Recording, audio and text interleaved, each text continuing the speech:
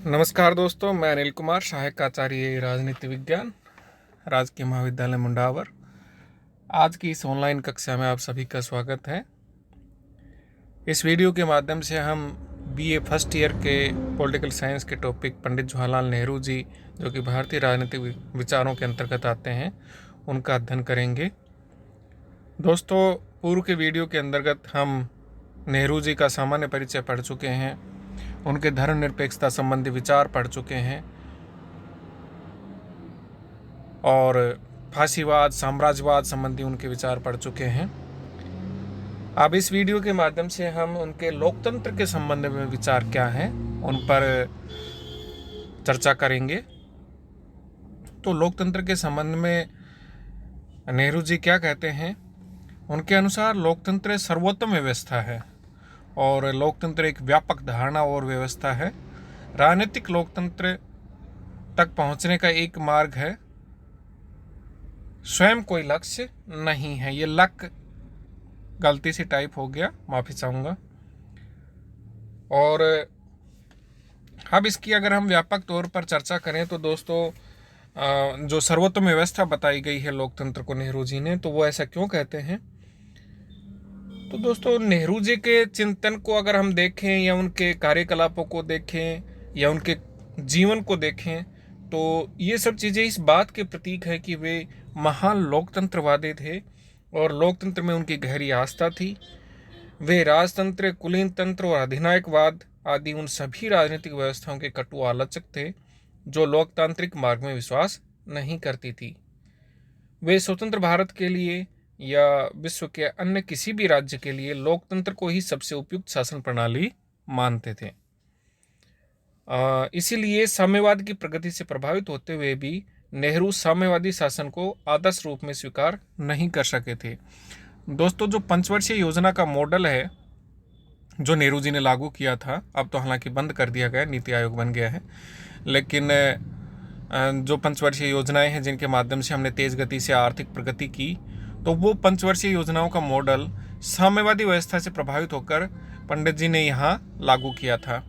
और पंडित जवाहरलाल नेहरू जी साम्यवादी सोवियत संघ के दौरे के ऊपर गए थे। वहाँ उन्होंने देखा कि बहुत कम समय में सोवियत संघ ने बहुत तेज़ी से प्रगति की है और इसका कारण वो मानते थे कि कहीं ना कहीं उनके द्वारा बनाई गई पंचवर्षीय योजनाएं हैं। उसी सिस्टम को, उसी ढांचे को नेहरू जी ने भारत में लागू किया और उसके माध्यम से भारी उद्योगों की स्थापना भारत में की गई, लक्ष्य बना करके की गई, क्रमबद्ध रूप से की गई और हमने तेज गति से आर्थिक विकास किया।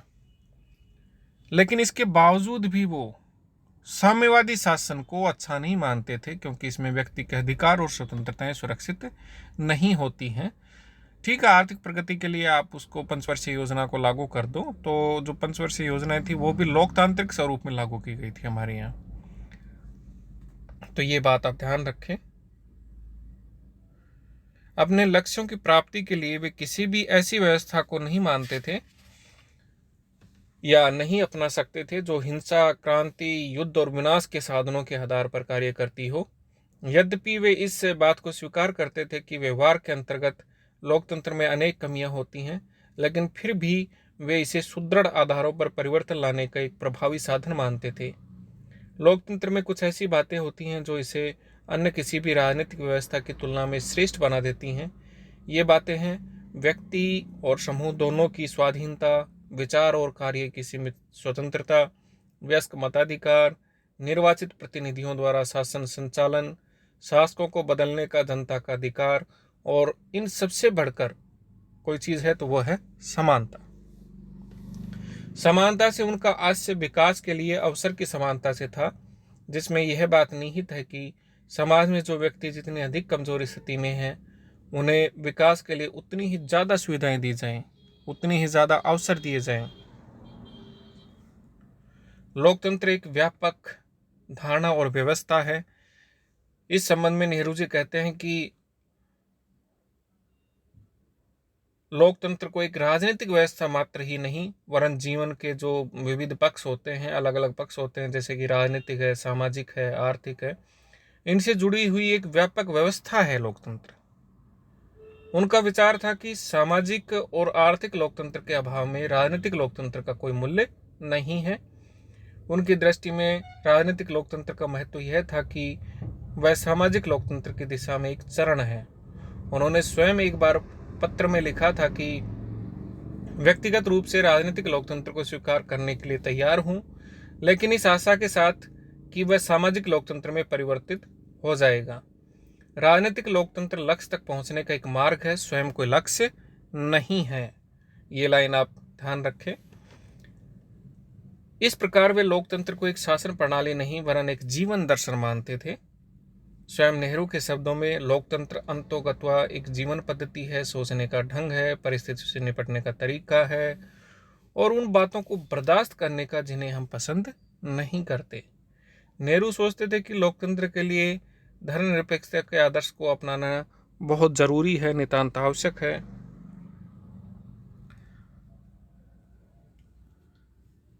लोकतंत्र जो होती है दोस्तों, लोकतंत्रात्मक शासन प्रणाली जो होती है दोस्तों, वो एक गतिशील धारणा है तथा लोकतंत्र के सामाजिक आर्थिक न्याय के साथ समन्वय की आवश्यकता पर बल देती है। संविधानवाद और नागरिक अधिकारों पर बल देती है। सत्ता के विकेंद्रीकरण का इसमें आग्रह किया जाता है और लोकतंत्र नैतिक मानदंडों और मान्यताओं की योजना है। तो चलिए पहली बात देखते हैं कि लोकतंत्र एक गतिशील धारणा तथा लोकतंत्र के सामाजिक आर्थिक न्याय के साथ समन्वय की आवश्यकता क्या है, क्यों है। इस संबंध में नेहरू जी के क्या विचार थे। नेहरू का विचार था कि लोकतंत्र एक गतिशील और निरंतर विकासमयी धारणा है। लोकतंत्र संबंधी 19वीं सदी की धारणा यानी कि प्रत्येक व्यक्ति को एक वोट प्राप्त हो, उन दिनों के लिए ठीक और काफी थी, लेकिन आज वे अपूर्ण हैं और लोग आज अधिक व्यापक और अधिक गंभीर लोकतंत्र के बारे में सोचने लगे हैं। आखिर एक वोट का अधिकार रखने वाले भिखमंगे तथा एक वोट का अधिकार रखने वाले लखपति सेठ के बीच क्या समानता हो सकती है। भारी संपत्ति के स्वामी के पास अपना प्रभाव डालने के सैकड़ों उपाय हैं जिनसे एक निर्धन व्यक्ति सर्वथा वंचित है। इसी प्रकार अति शिक्षित व्यक्ति और बिल्कुल अशिक्षित व्यक्ति के बीच भी कोई समानता नहीं है। अतः आर्थिक क्षमता, शिक्षा और दूसरी बातों के कारण भेद रहेगा। सब लोग योग्यता और क्षमता में समान नहीं हो सकते, लेकिन सारी बात का मूल तत्व यह है कि लोगों को अवसर की समानता प्राप्त होनी ही चाहिए। इसका तात्पर्य यह है कि उन्हें आगे बढ़ने का मौका मिलना चाहिए, जहां तक कि वे बढ़ सके, जितना कि उनके अंदर सामर्थ्य है, शक्ति है। अतः नेहरू का विचार था कि पूंजीवादी व्यवस्था में लोकतंत्र को अपनाना संभव नहीं है।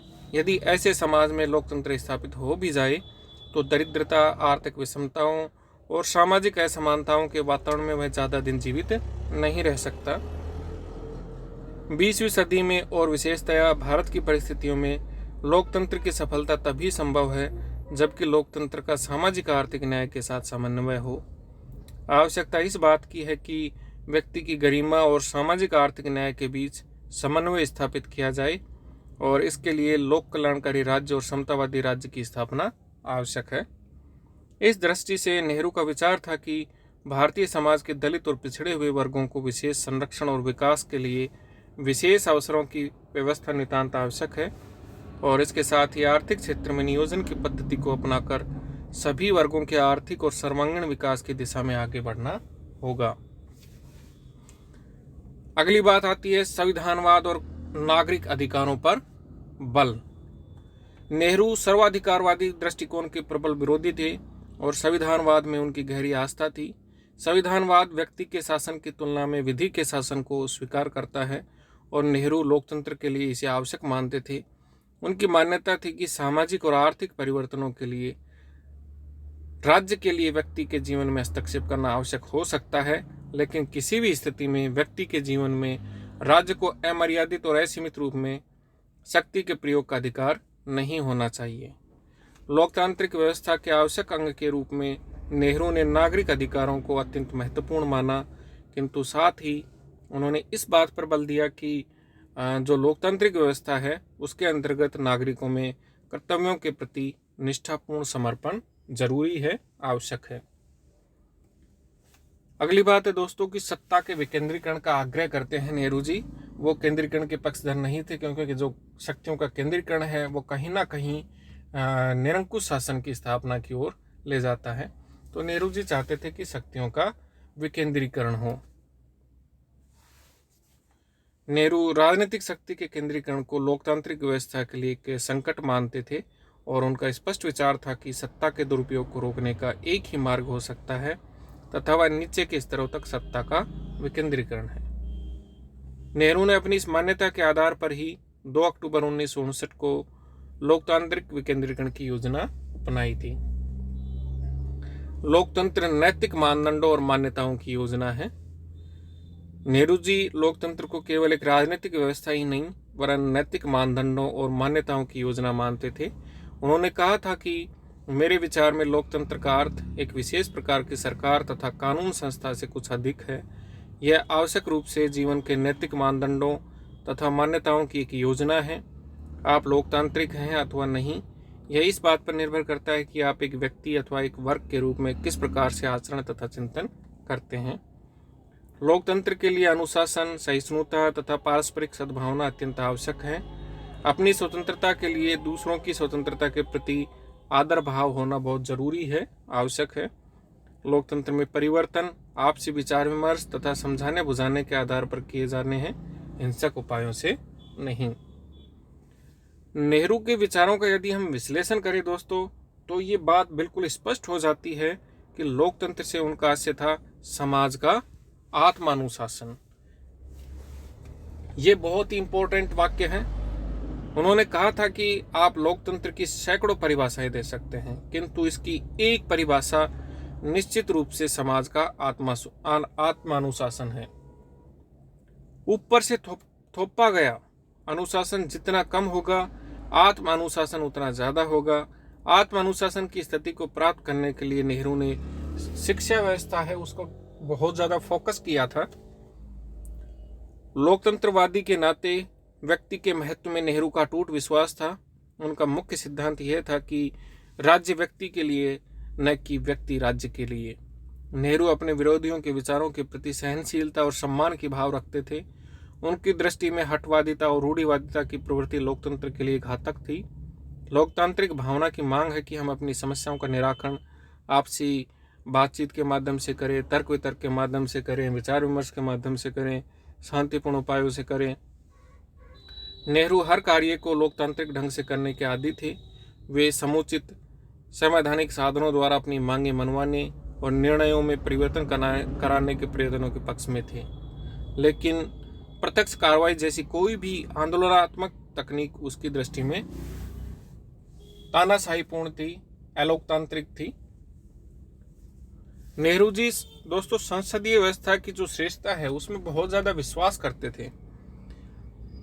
लोकतांत्रिक शासन के जो विविध प्रकार हो सकते हैं उनमें सबसे ज्यादा इसी व्यवस्था के अंतर्गत वो असहज महसूस करते थे और उनका विचार था कि यह व्यवस्था वाद विवाद और विचार विमर्श के लिए सबसे ज्यादा अवसर देती है और इसमें प्रत्येक स्तर पर निर्णय की लोकतांत्रिक प्रक्रिया को अपनाया जाता है।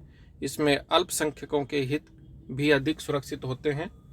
नेहरू लोकतांत्रिक व्यवस्था की कमियों और बुराइयों से परिचित थे, लेकिन उनका दृढ़ विश्वास था कि लोकतंत्र की बुराइयां ऐसी नहीं हैं जिन्हें दूर न किया जा सकता हो। आर्थिक समानता की स्थिति, उचित शिक्षा व्यवस्था और यदि उत्कृष्ट नैतिक चरित्र की स्थिति को अपनाया जा सके तो लोकतंत्र के सफल संचालन में कोई संदेह नहीं है। नेहरू लोकतांत्रिक आचरण के श्रेष्ठ उदाहरण हैं और स्वयं का उनका जीवन है वो भी लोकतंत्र का परिचायक है। लोकतंत्र के प्रति नेहरू जी की समस्त आस्था मौखिक ही नहीं थी, वरन उनका समस्त जीवन लोकतांत्रिक आचरण का श्रेष्ठ उदाहरण था। उन्हें भारतीय जनता के बीच अपार लोकप्रियता और देश में चमत्कारिक नेतृत्व की स्थिति प्राप्त थी, लेकिन लोकतांत्रिक मान मर्यादाओं से तनिक भी हटने की बात कभी भी उनके मन मस्तिष्क में नहीं आई। उनके राजनीतिक विरोधी भी उनके समस्त राजनीतिक जीवन को लोकतांत्रिक आचरण का श्रेष्ठ उदाहरण मानते हैं।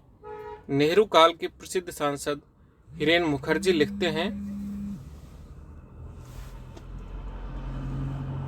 कि नेहरू लोकतंत्र और लोकतांत्रिक संस्थाओं के प्रति सदैव ही और अत्यधिक सम्मान की भावना रखते हैं।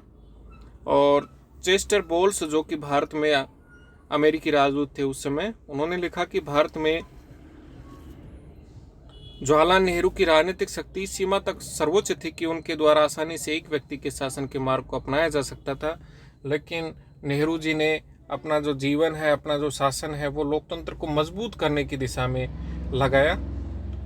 तो आज के इस वीडियो के माध्यम से दोस्तों हमने नेहरू जी के लोकतंत्र संबंधी विचारों का अध्ययन किया है। आगे के वीडियो के माध्यम से हम उनके अन्य विचारों का अध्ययन करेंगे। धन्यवाद।